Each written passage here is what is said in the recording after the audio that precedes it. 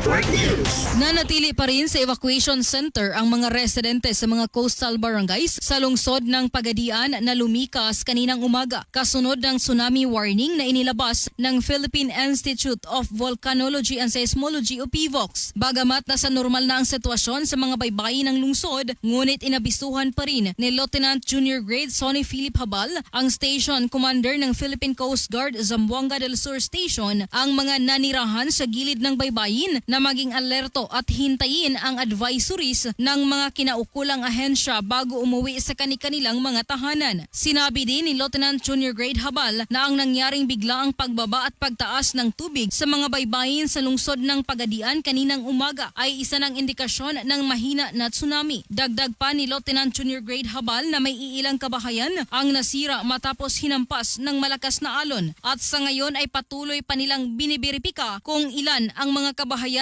na naapektuhan at nasira. Subalit wala namang nasaktan o nasugatan sa naturang pangyayari. Sa ngayon patuloy naman na binabantayan ng Philippine Coast Guard katuwang ang local government unit ng Pagadian ang mga baybayin sa lungsod at pinaaalahanan din ang publiko na manatiling alerto at sinuspende na rin ang klase sa lahat ng mga paaralan sa mga coastal barangays sa lungsod. Kasama mo sa RMN Pagadian, Radyo Man Mar Alawan, Tatak RMN. RMN Network News.